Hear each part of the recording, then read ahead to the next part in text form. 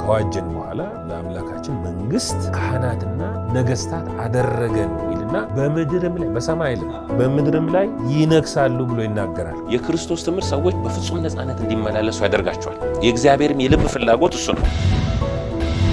ይህ አይነቱ ወንጌል ሰዎችን አርነት ያወጣል። ለዚህ ነው እኛ ጨለማን አንሰብክም፣ ፍርሃትን አንሰብክም። ምክንያቱም የእግዚአብሔር መንግስት መገለጫዎች አይደሉም። ድል ማለት እምነታችሁ ነው። እምነታችሁ ዓለምን ያሸንፋል። በክራይስት ላይ ያለን እምነት። ለምን? ክራይስት ዓለምን አሸንፏል። ስለዚህ ጽድቅ በሚባል በር በኩል ሰው ወደ እግዚአብሔር መንግስት ከገባ ሰላም አለው። እንደገና ደግሞ በደስታ ነው የሚኖረው። የመንግስቱ ወንጌል ሲሰበክ በሁለንተና ሰውን ሙሉ እያደረገ ነው የሚሄደው። ሰላም የተወደዳችሁ የፌዝ ሚዲያ ተከታታዮቻችን፣ ፌዝ ሚዲያ ዘወትር ማክሰኞ ምሽት ከ3 ሰዓት ተኩል እስከ 4 ሰዓት የሚቀርብላችሁ የውይይት ፕሮግራማችን ነው። በዚህ ውይይት የተለያዩ ርዕሶች እስከዛሬም እያነሳን ቆይተናል። ዛሬ ደግሞ በአዲስ ርዕስ ጋብቻና ቤተሰብ የሚል ርዕስ እንወያያለን።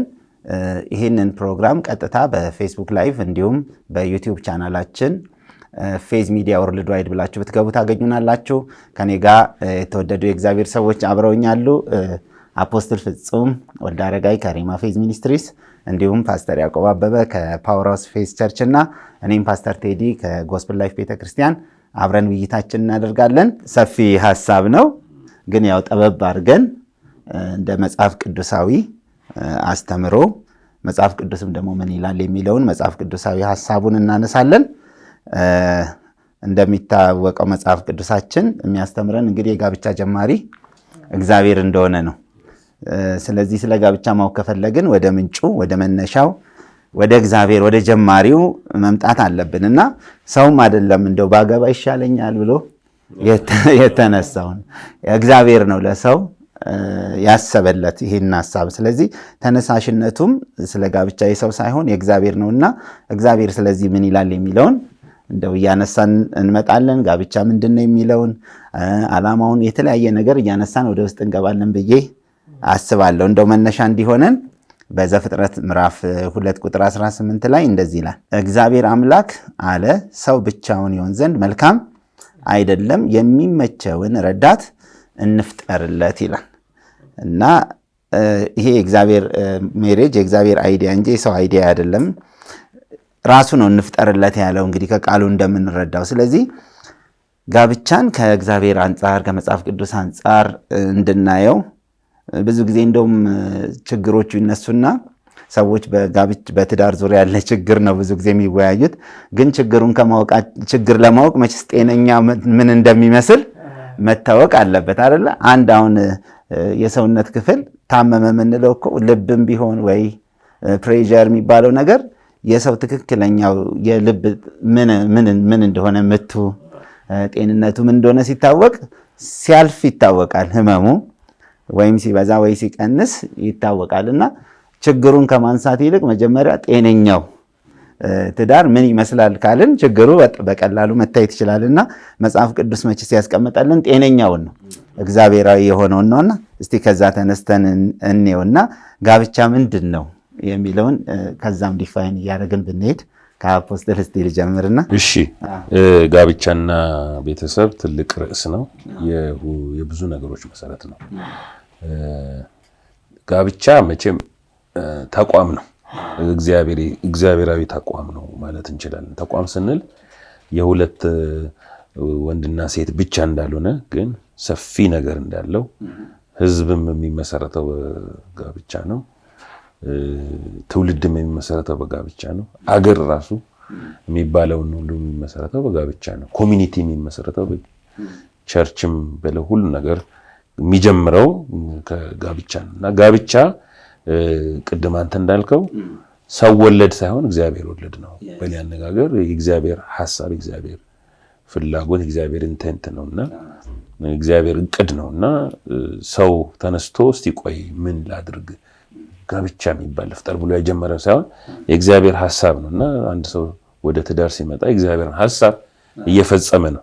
ስለዚህ እንዳልከው ወደ ባይብሉ ወደ ምንጩ መሄድ ወደ እግዚአብሔር ሐሳብ መምጣታችን ጥሩ ነውና እዚህ ዘፍጥረት ምዕራፍ 2 ቁጥር 24 ላይ እንደው ጋብቻ ምንድነው የሚለውን ለማስቀመጥ እዚሁ በእግዚአብሔር ቃል የተቀመጠውን ብንመለከተው ምን ይላል? ስለዚህ ሰው ከአባቱና ከእናቱ ተለይቶ ከሚስቱ ጋር ይጣመራል፣ ሁለቱም አንድ ስጋ ይሆናሉ ብሎ ይናገራል። ጋብቻ የሚባለው ነገር ትቶ የመጣበቅ ሂደት ነው ብንለው ጥሩ ይተረጉምልናል። ማለት ጋብቻ እናትና አባቱን ሰው እናትና አባቱን ይቷል ከሚስቱም ጋር ይጣበቃል። ይሄ የመጣበቅ ሂደት it's a process of በቃ አንድ ለመሆን የሚደረግ ሂደት ነውና እዚህ ጋር ምንድነው የሚለው? ከሚስቱ ጋር ይጣመራል፣ የመጣመር ይለዋል። ሌላ ይተባበራል ይለዋል። ከዛ ደግሞ ዘርዝረው ደግሞ ሁለቱ አንድ ይሆናሉ ይላል። አንድ የመሆን ፕሮሰስ ነውና ትተ ነው ግን የሚለው ነገር ጋብቻ ከሆነ መተው የሚባል ነገር መታሰብ አለበት። ሳትተው እንደ አንዳንድ ቦታ ዝም ብለህ ሳትተው አብረህ የምትገባው ነገር መተዋል። ምክንያቱም አዲስ ኢንስቲትዩሽን እየመሰረትክ ነው። አዲስ ኢንስቲትዩሽን ስለምትመሰርት መተው የሚለው መግባት አለ። ማቴዎስ 19 ላይ ይህንኑ ጌታ ኢየሱስ ክርስቶስ ቁጥር 3 እስከ 12 ላይ ይናገራል። በተለይ ቁጥር 4 ላይ እርሱም መልሶ እንዲህ አላቸው፣ ፈጣሪ በመጀመሪያ ወንድና ሴት አድርጎ እንደፈጠራቸው አላነበባችሁምን? እንዲህም ማለት ሰው አባትና እናቱን ይተዋል፣ ከሚስቱም ጋር ይጣመራል። እዛ ጋር ይጣመራል። ከዛ ሁለቱም አንድ ስጋ ይሆናሉ። ስለዚህ ይሄ አንድ የመሆን በጣም ጳውሎስ እንኳን ስለ ጋብቻ ሲናገር ይህ ሚስጥር ታላቅ ነው ይለዋልና ሚስትሪ ነው ይለዋል። ሚስትሪ ነውና ይሄ ዝም ብሎ እንደ 1+1 = 2 እንደምንለው አንድና አንድ ሲደመር ሁለት ነው እንደምሳን ሚስትሪ ነው። ስለ ሚስትሪውን ማወቅ ያስፈልጋል። ጳውሎስ እንደውም ከክርስቶስና ከሕዝቡ ጋር ያለውን ስለ ከክርስቶስና ከቤተ ክርስቲያን ጋር ካለው ጋር አዛምዶ የሚያስተምርበት ክፍል ነው። እንግዲህ ኤፌሶን ምዕራፍ 5 ላይና ቁጥር 31 ላይ ምናል ኤፌሶን ምዕራፍ 5 ስለዚህ ሰው አባትና እናቱን ይተዋል፣ ከሚስቱም ጋር አንድ ይሆናል፣ ሁለቱም አንድ ስጋ ይሆናሉ ይላል። ስለዚህ ሶስቱም ክፍል ላይ ሆነ ያነበብኩት ክፍል ላይ የተጻፈው ስለ ጋብቻ ነው። ጋብቻ ትተህ እናትና አባትን ትተህ ከሚስት ከሴት ጋር ወንድና ሴት አድርጎ ፈጠራቸው ይላል። አሁን ጋብቻ የወንድና ሴት ጉዳይ እንደሆነ መረሳት የለበትም። በዚህ ዘመን እየተተወ እየለሰለሰ እየሳሳ ይመጣል። ስለዚህ ሰው እናትና አባቱ ከሚስቱ ጋር ይጣበቃል፣ ይተባበራል፣ አንድ ይሆናል የሚለውን ያንን ሂደት የሚያሟልበት ተቋም ነው ለማለት። በጣም ወሳኝ ሐሳብ ነው። ወደ ፓስተር ያዕቆብ ይመጣለውና መተውና መጣበቅ የሚለው መተው አይደለ? እሱ በጣም ወሳኝ ነው። አንድ ነገር ካልተወ በአንድ ቦታ ላይ መጣበቅ አይችልም። መጣበቅ የሚለው በጣም ወሳኝ ነው። እንመጣበታለን። እሱንም አስፍተን እናያለን። ፓስተር ያዕቆብ እስቲ ጋብቻ ምንድን ነው የሚለውን። ደስ የሚል ነገር ነው ያነሳ ነው። ቅድም አፖስትል ፍፄ እንዳለው በአንድ ወንድና በአንዲት ሴት መካከል የሚደረግ ህብረትና አንድነት ነው። ቅድም አፖስትል ፍፄ አንስቶታል። በጣም ጥልቅ የሆነ ሚስጥር አለው። በተለይ አሁን በወንድና በአንዲት ሴት መካከል የሚለው አሁን ካለው ኮንዲሽን አኳያ ትኩረት መስጠት ይፈልጋል። የኢትዮጵያ ሕገ መንግስትም በጋብቻ አቅጣጫ ያለውን ነገር ሲያስቀምጥ በአንድ ወንድና በአንዲት ሴት መካከል የሚለውን ነገር ነው። ቢብሊካል የሆነውን ነገር አልለቀቀም። እግዚአብሔር ይመስገን ስለ ሀገራችን። እንደገና በዚህ አቅጣጫም ደግሞ ህዝባችን ያልተበረዘ ካልቸር አለው። አንዳንድ ያው በዚህ በጌዎችና በሌዝቢያኖች አቅጣጫ በሁለት ሰዎች መካከል የሚደረግ ተብሎ ሕገ መንግስቱ ላይ እንዲቀየር ከፍተኛ የሆነ ጫና ያሳድራሉ። ግን እግዚአብሔር አስቀድሞ ይህንን ነገር አላዘጋጀውም። ለሰውም የሚጠቅም አይደለም። አጌነስት ጋድ ሆኖ ነው የሚቆመው ሐሳቡና በአንድ ወንድና በአንዲት ሴት መካከል የሚደረግ ኮቨነንት ነው፣ ፌሎሺፕ ነው። ይሄ ደግሞ መጣበቅ የሚለው ነገር በጣም ሲሪየስ ነው። ምናልባት የቤተሰብን ነገር ስንመለከት እግዚአብሔር አስቀድሞ ማንኛውም በምድር ላይ ያለ ኢንፍሉዌንስ ተጽዕኖ በፋሚሊ ስር የሚገባ ነው፣ ወይም ከቤተሰብ የሚጀምር ነገር ነው እና ጋብቻንም ፋሚሊንም ዲዛይን ያደረገው እግዚአብሔር ነው። በጋብቻም በቤተሰብም አቅጣጫ ሰዎች እንደ እግዚአብሔር ቃል ሳይመሰረቱ ሲቀር የሚገጥማቸውን ነገር አንዱ የጋብቻ ወይም የትዳር የፋሚሊ አካል አድርገው ያስቀምጡታል። ቅድም ፓስተር ቴዲ እንዳልከው ግን ከመጀመሪያው እግዚአብሔር ጋብቻን ፎርም ሲያደርግ የመሰረተበት እውነት አለ እና ወደዛ ነው መምጣት ያለበት እና አንድ ሰው ሊያገባ ከፈለገ በአክስት ባጎት በአያት ምናምን በቅድሚያት ሳይሆን ተከቦ መመከር ያለበት በእግዚአብሔር ቃል ነው መመከር ያለበት። የእግዚአብሔር ቃል ስለ ጋብቻ ምን ይናገራል ከሚለው ነገር ነው መነሳት ያለበት። ለምሳሌ ዘፍጥረት ምዕራፍ 1 ስንመለከት ብዙም ሳንርቅ ቁጥር 31 ላይ እንደዚህ ይላል፣ እግዚአብሔርም ያደረገውን ሁሉ አየ፣ እነሆ እጅግ መልካም ነበረ ይላል። ስለዚህ በአይደንቲቲው በማንነቱ መልካም ነው። ስለዚህ ሜሬጅ የሚባለው ነገር ከራሱ ከእግዚአብሔር ውስጥ የወጣ ነገር ነው። ስለዚህ እግዚአብሔር ለሰው ዲዛይን ያደረገው እግዚአብሔር ለሰው ያዘጋጀው ነገር ሁሉ መልካም ነው። ያዕቆብም ላይ በጎ ስጦታ ፍጹም በረከት ነው የሚለው ከእግዚአብሔር ዘንድ እንደሚመጣ ወይም ከእግዚአብሔር ዘንድ ለሰው እንደተዘጋጀ ይናገራል። ስለዚህ ጋብቻ የእግዚአብሔር ፐርፌክት ዊል ነው። ፍጹም የሆነው ፈቃዱ ለሰው ልጆች ያዘጋጀው ነገር ነው። ሌላው የጋብቻ አንዱ ዓላማ ፌሎሺፕ ነው፣ ህብረት ነው። አሁን እግዚአብሔር ምን አለ? ሰው ብቻውን ይሆን ዘንድ መልካም አይደለም አለ።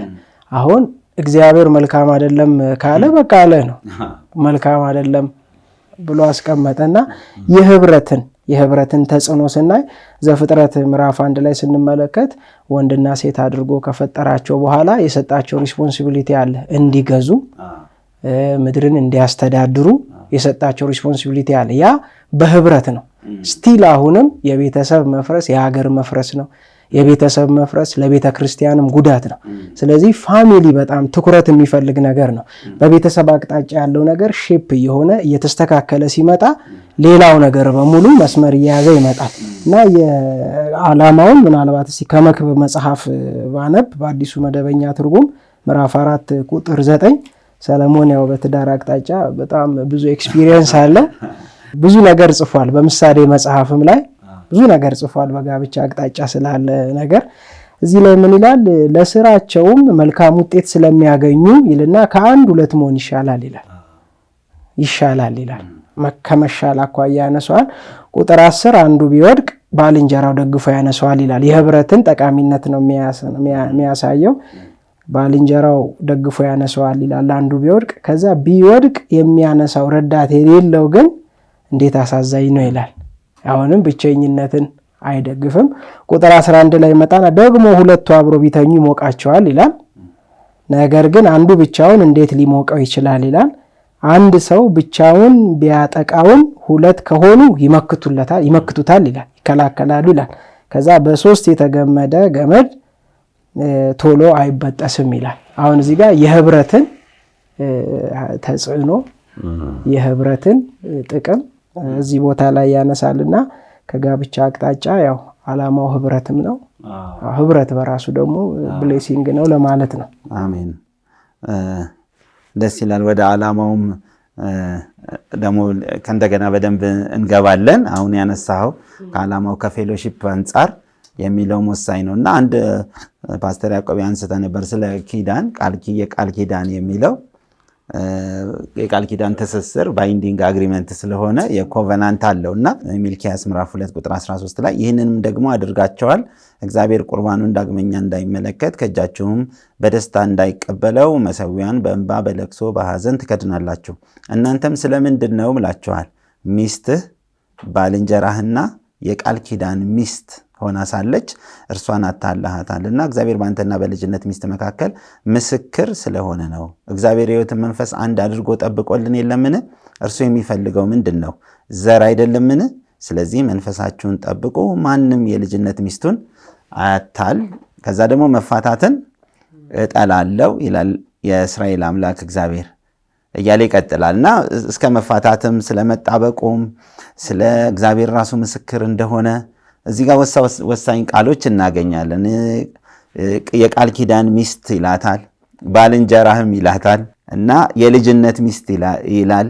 ይሄ ሐሳቡ ጠቅላላ እንደው ትዳርን ብቻ በተመለከተ ሳይሆን ግን አንድ ነገር ሊታሰር የሚገባው በኪዳንም እንደሆነ ያሳያል አይደለ? ትስስሩ ቅድም እንዳልከው ሊቪንግ ኤንድ ክሊቪንግ እንደሚለው እዚህ ጋር ተተዋለ፣ እዚህ ጋር ክሊቭ ታደርጋለህ። ስታደርግ ግን ክሊቭ የምታደርገው ወይ የምትጣበቀው ከኪዳን አንጻርም እንደሆነ ያሳያልና እስቲ አፖስትል ዓላማውንም ጨምረክ ከኪዳኑም አንጻር አንዳንድ ነገሮች ብናይ። ኪዳን የሚባለው ነገር በጣም ጠንካራ ነገር ነው። ኪዳን ትልቅ ቫልዩ ያለው ነገር ነው። መጽሐፍ ቅዱስ ለኪዳን ትልቅ ቦታ ይሰጣል። ለምሳሌ በእግዚአብሔርና በሰው መካከል የተደረገውን ኪዳን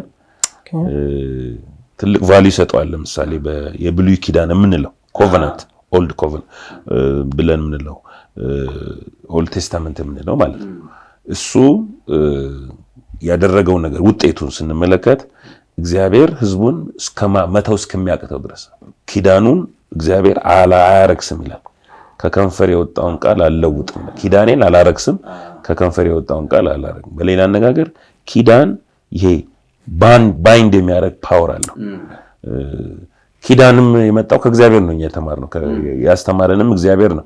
እግዚአብሔር ራሱ ለአብርሃም ኪዳን ገብቶለት፣ እግዚአብሔር ለራሱ ለእስራኤል ኪዳን ገብቶ በክርስቶስ ኢየሱስ ደግሞ ኢየሱስ እኛን ሰውን ወክሎ በእግዚአብሔርና በሰው ወኪል በኢየሱስ መካከል የተደረገ ኮቨናንት ይሄ ባይንድ ያደርጋል፣ አንድ ያደርጋል፣ ዩኒቲን ሼር ያደርጋል፣ አንድነትን ሼር ያደርጋልና የሚያጣበቅ ኪዳን ነው። ማጣበቅ ቅድም ከሚስቱም ጋር ይጣበቃል የሚለው እንትኑ የማጣበቂያው እንበለው ማሽቲሹ ኪዳን ነው።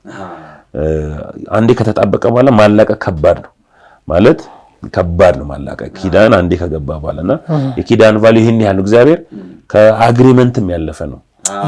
ባይንድ የሚያደርግ ነገር ነው።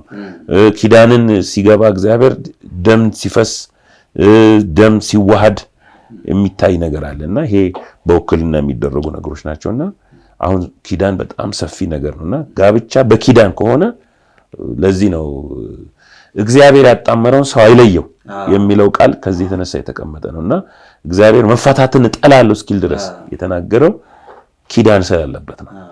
ይሄ በወረቀት የሚደረግ ትሪቲ እንኳን ቫልዩ አለው። በውል በወረቀት የሚደረግ የምድር ውል እንኳን ቫልዩ አለው። ይሄኛው ኪዳን ነው። እግዚአብሔር በትዳር ውስጥ ያስቀመጠው ኪዳን ይሄን ያህል ስትሮንግ ነው ማለት ነው። አንዳንድ ጊዜ ለኪዳን ያለን አመለካከት ትዳርን ተራ አድርገን እንደፈለግን እንሆን ዋጋ እንድንነሳው የሚሆነው በዛ ምክንያት ነው፣ ጋብቻን ማለት ነው። ስለዚህ ኪዳን ይሄን ያህል ስትሮንግ እንደሆነ ማሰብ አለብን፣ መመልከት አለብን። ስለ ኪዳን ሰው መረዳት መቻል አለበት። በተለይ የኦልድ ቴስተመንት ሰዎች በደንብ ይረዱታል። እና አብርሃምን ስንመለከት እግዚአብሔር ለአብርሃም ኪዳን ሲገባለት የነበረው ነገር ያየዋል። ወደ እግዚአብሔር ወደ ሰውን ወደ ራሱ እንዳቀረበ ወደ ራሱ ሌቭል እንደተጠጋ እኔና አንተን ማንም ሊለየን አይችልም። ይሄ የመለያየት ብቻ ሳይሆን we are one አይነት ነገር አብርሃም በእውኑ ከአብርሃም ምን የምሰውረው ነገር አለን ይላል። ከወዳጄ ከአብርሃም የኪዳንን ስትሬንግዝ ነው የሚናገረው። እና ሰው በኪዳኑ ላይ ጸና ይችላል፣ ግን እግዚአብሔር በኪዳኑ ጽኑ ነው ነገር አለና እግዚአብሔር ቫልዩ ይሰጣል ለኪዳን ማለት ነው። አይ በቀደም ከብቼለታለሁ አሁን ይሄ ህዝብ ስለካደኝ እኔ ትቻለሁ አይልም። ለምን? ኪዳንን በእግዚአብሔር አይን ነው ቫልዩ ልንሰጠው የሚገባው። ኪዳንን በሰው ንቀት ልናየው አይገባም። እንደፈለግን እግዚአብሔር ይሄን ያህል ካከበረ ይሄን ያህል እስራኤል ህዝብ በኪዳኑ አልጸናም ብሎ እግዚአብሔር ኪዳኑን እንዳልተወ ኪዳኑን የተው ሰው እንጂ እኔ አይደለሁም እኔ በኪዳኔ ጸንቻለሁ ኪዳኔን አላረክስም እንዳለ በምንም ምክንያት እሱ ምን ይላል መጽሐፍ? ባናምናው እንኳን እሱ የታመነ ሆኖ ይኖራል ይላል ጢሞቴዎስ ጳውሎስ ይናገርና ጋብቻም ጋር ስንመጣ እግዚአብሔር ኪዳን መካከል ላይ እንዲሆን እንዲያጣብቃቸው የፈለገው ለዚህ ነው። ግን ለኪዳን ቫልዩ መሰጠት አለበት የሚባል በጣም ወሳኝ ነገር ነው። ወደ ዓላማው ስንመጣ እንደው አንድ ሁለት ነገር ማንሳት ፈለኩኝ ስለ ዓላማው። የጋብቻ ለምን ጋብቻ የሚባለው ነገር ተፈጠረ? ብዙን እንዘረዝር እንችላለን፣ ግን አንድ ሁለቱን ልጥቀስ። እኔ ጋብቻ ሲፈጠር አንደኛው እዚህ ዘፍጥረት ምዕራፍ 1 ላይ እንደተናገሩ ቅድም ያዕቆብ ማስቀምጦታል እንዲገዙ የሚል ነገር አለ። ግን እንን ጀነራል ብናደርገው እግዚአብሔር ሰውን በመልካችን እንደ ምሳሌያችን እንፍጠራል አይደለ? ፐርፌክትሊ የእግዚአብሔር መልክ በምድር ላይ እንዲገልጹ ነው፣ ዲስፕሌይ እንዲያደርጉ የእግዚአብሔርን ኢሜጅ በምድር ላይ ዲስፕሌይ እንዲያደርጉ ነው ጋብቻ የተፈጠረው እና የእግዚአብሔር መልክና ምሳሌን በምድር ላይ እንዲገልጡ ነው። አየህ፣ ይግዙ የሚለው ቃል የመጣው ወንድና ሴት አድርጎ ፈጠራቸው፣ ከዛ በኋላ ባረካቸው ነው የሚለው። ወንድና ሴት አድርጎ ፈጠራቸው። እንደው ባነበው ደስ ይለኛል። ምክንያቱም ምን ይላል? እግዚአብሔር ሰውን በመልካችን በምሳሌያችን እንስራ። በአዲሱ መደበኛ ትርጉም ማነበው በባህር ዓሦች፣ በሰማይ ወፎች፣ በከብቶች፣ በምድር ሁሉ ላይ እንዲሁም በምድር በሚሳቡ ፍጥሯን ሁሉ ላይ ስልጣን ይኖራቸው። ስለዚህ ላይ ቁጥር 7 ላይ እግዚአብሔር ሰውን በራሱ መልክ ፈጠረው፣ በእግዚአብሔር መልክ ፈጠረው፣ ወንድና ሴት አድርጎ ፈጠራቸው። ስለዚህ ይህንን ዓላማውን ለማስፈጸም በአንድ ቃል የእግዚአብሔር መልክ በምድር ላይ ለመግለጽ ስለዚህ ሰውን በመልካችን እንፍጠር አለ። ከዛስ ወንድና ሴት አድርገን እንፍጠር። ከዛ እንዲባዙ ይናገራልና የሚባዙት የብዙ ልጆች አባት ለመባል ሳይሆን በመብዛት ለመግዛት ነው። ይሄ የመግዛት ካፓሲቲው እየጨመረ እንዲሄድ ነው ማለት ይሄ ነው የማስተዳደር ማለት እንችላለን። የመግዛት ማለት ለሰው እግዚአብሔር የሰጠው ቦታ ሰው በምድር ላይ የእግዚአብሔር ወክሎ እንዲገዛ የመግዛቱ ሰው። ስለዚህ ያ ሚዲየሙ ጋብቻ ነው። ይሄን ዓላማ ይነግረናል። ሆሴ ላይ ያለውን ቃል ባነሳ ሆሴ ምዕራፍ 2 ቁጥር 19 ላይ ምን ይላል? ስለ ጋብቻ መንደርደሪያ ስለ ጮኝነት ነው የሚያወራው። ይሄ ምን ይላል? ብዙ ጊዜ ጋብቻ ላይ እናስተምራለን። ምክንያቱም በጣም ስትሮንግ ነው ፕሪንሲፕሉ። እዚህ ጋር ለኔ እንድትሆኚ ለዘላለም አጭሻለሁ ይላል። ፐርፐዙ ለኔ እንድትሆኚ ነው። ከዛ ስለ ዘላለም አጭሻለሁ። ይሄ ቴምፖራሪ የሚባል ጋብቻ የለም። እስቲ ለተወሰነ ጊዜ ገሌና ጋብቻ ልኖር የሚባል ነገር የለም። ጋብቻ ኢተርናል የእግዚአብሔር ነው ማለት ይሄ ኮንትራክት አይደለም፣ ኢተርናል ነው። ሞት እስኪለየን ይባባላል አይደል? ግን ምን ይላል? ለኔ እንድትሆኚ የኔ እንድትሆኚ to make you mine የኔ እንድትሆኚ ይላልና ከዛ መጨረሻ ላይ አንቺም እግዚአብሔርን ታውቂያለሽ፣ በጽድቅና በፍትህ በፍርድና በርህራሄ አጭሻለሁ፣ በታማኝነት አጭሻለሁ ይልና God is speaking it። ከዛስ አንቺም እግዚአብሔርን ታውቂያለሽ ይላል። ይሄ መጨረሻው ትውቅ፣ ይሄ የአንድነት ቅድም ያለው ዓለም ህብረት የሚባል ማወቅ የሚለው የህብረት ዲፕ እንትን ይሄ ዕውቀት የሚለው አውቀዋለሁ ቴዲን እንደማለት አለ። ይሄ ዲፕ የሆነ ኢንቲሜሲ ነው የሚያሳየውና ያን ጊዜ አብሮ መግዛት ይቻላል። በጋብቻ ውስጥ ይሄንን ያሳያል። እዚህ ጋር አንድ ነገር ብንጨምር አሁን እንዳልከው ኮንትራት አይደለም ኮቨናንት ነው። ኮቨናንት ምንም ሁኔታ የማይታጠፍ እኔ እንደዚህ ያስቀመጥኳት የጻፍኳት ጽሑፍ ላይ ያለችና ኮቨናንትን እርስ በርስ መፈቃቀድ ያው አግሪመንቱንም ግን ሞርዛን አግሪመንት ነው፣ ከአግሪመንትም ይበልጣል። አንተ እንዳስቀመጥከው በጊዜም አይገደብም ለዘላለም፣ ከእንደገና ደግሞ በሁኔታ የማይታጠፍ ምንም አይነት ሲቹዌሽን ቢኖር የማይታጠፍ የሆነ ጥምረትን ያሳያል። ኮቨናንት እግዚአብሔር ነገሮችን በኪዳን ነው የሚያስራቸው። አንዴ አይዊል ካልን በኋላ አገባዋለሁ ብለን ካፋችን ያንን አገባታለሁ ብለን ካወጣን በኋላ ከዛ በኋላ የምትኖረው ለቃልን ያ ቃል ባይንድ አድርጓል። ለዚህ ነው እግዚአብሔር ይሄንን አስቀምጦ በኋላ እንመጣበታለን። አንዳንድ የፍቺዎችም ማንሳታችን አይቀርምና ግን እዚች ጋር ከዓላማዋ ጋር አንድ ፓስተር ያዕቆብ ማንስተ ነበር። እንደው ብትነካው ደስ ይለኛል። ይሄ ህብረቱ ሰው ብቻውን ይሆን ዘንድ መልካም አይደለም ብሎ ራሱ ትዳር እዛ ጋርም ስናየው እኮ የእግዚአብሔር የመልካምነት ውጤት መልካም አይደለም አለና መልካም አደረገና ትዳር በሆነ ነገር እንደ እንትን በፎርስ የመጣ አይደለም፣ የእግዚአብሔር ጉድነስ የተገለጠበት ነውና ትዳር ብለን ስናስብ ራሱ መልካም የሚለው ነገር በላያችን ላይ እንዲመጣ ነው። እስቲ እቺን ይሄ ሜሬጅ ያው እግዚአብሔር ለሰው ዲዛይን ያደረገው ነገር ስለሆነ እግዚአብሔር ደግሞ ለሰው የሚያስበውም ለሰው የሚያደርገው ነገር መልካም ነው፣ ከራሱ ከማንነቱ የሚወጣ ስለሆነ የዚህ የፌሎሺፑ ዴብዝ ግን በጣም ኃይለኛ ነው። አሁን ጳውሎስ እንኳን ተናግሮ በጣም ይሄ ሚስጥር አለ በጣም ትልቅ ነው ያለው፣ በጣም ጥልቅም ነው ያለውና ይሄ በተለይ መጣበቅና አንድ አካል ወይም ደግሞ አንድ ስጋ መሆን ምሳሌ ሲናገር እንደገዛ ስጋው አድርጎ ይወደዳት ይላል። የገዛ ስጋውን የሚጠላ የለም ይላል። እና አንዳንዱ ነገር በጣም ትልቅ ዴብዝ አለው። እግዚአብሔር አምላክ ከአዳም የወሰዳትን አጥንት ሴት አድርጎ ሰራት፣ ወደ አዳምም አመጣት ይላል። አዳም በጣም ኤክሳይት ነው የሆነው፣ ነርቨስ ሁሉ ያደረገው ይመስላል እንዳያት ይላል። አዳም እንዲህ አለ ነው ይቺ አለ አጥንት ከአጥንት ያለ፣ ከዛ ስጋም ከስጋዬ ናት ከወንድ ተገኝታለች ሴት ትባላለና፣ ስለዚህ ሰው ከአባቱና ከእናቱ ተለይቶ ከሚስቱ ጋራ ይጣመራል ይላል። የበፊቱ ትርጉም ይጣበቃል ይላል። ከዛ እዚህ ጋር ከባድ ወርድ አለ፣ ሁለቱም አንድ ስጋ ይሆናሉ ይላል። አሁን በቃ እንዴት ነው የሚባለው ነገር ይሄ ሚስጥር ነው። አንደርስታንድም የምናደርገው የምንኖረው ነገር ነው። እንደገና ደግሞ ሚስጥርም ጭምር ነው የመጣበቅ የሚለው። ሌላው በኪዳን ላይ የሚመሰረት ነገር ነው። የኪዳንን ባህሪ ስንመለከት ራስን ለሌላው ስለመስጠት ነው እንጂ ኪዳን ሌላውን የራስን ነገር በመፈለግ ላይ የተመሰረተ አይደለም። ራስን መስጠት ለሌላ ሰው እንደገና ሌላውን ማገልገል እንጂ በራስ ወዳድነትም ላይ የተመሰረተ ነገር አይደለም። ስለዚህ ኪዳን በራስ ሳይድ ላለው ነገር ፌስፉል መሆን። ለምሳሌ በኋላ ላይ እናያለን። አሁን ክርስቶስ ቤተክርስቲያን እንደወደዳት ብሎ ክርስቶስ ለቤተክርስቲያን የከፈለውን ነገር ነው የሚዘረዝረው ኤፌሶን ምዕራፍ 5 ላይ እና ምናልባት በኋላ እናነሳዋለን። ከኪዳን ጋር አብሮ የትዳር መሰረት አድርጎ የሚያስቀምጠው ፍቅርን ነው እና ፍቅር ይቅር የማይለው ነገር የለም። ፍቅር የማይተው ነገር የለም። አንዳንዴ እንዲህ ቅድመ ሁኔታዎች ይቀመጣሉ ትዳር ላይ። በምን አይነት ቅድመ ሁኔታ ፕሪኮንዲሽኖች እንደው ለፍቺ ቅድመ ሁኔታዎች አሉ ወይ ይላል አንዳንድ ሰው። እንደ ጢስ መውጫ ነገር ይፈልጋል። ግን አናቱን በፍቅር ነው የደመደመው፣ መሰረቱን በፍቅር ላይ ነው ያስቀመጠው። ፍቅር ካልን ደግሞ ሲልድ ነው። በቃ ቀለበቱ ራሱ ክብ አይደል?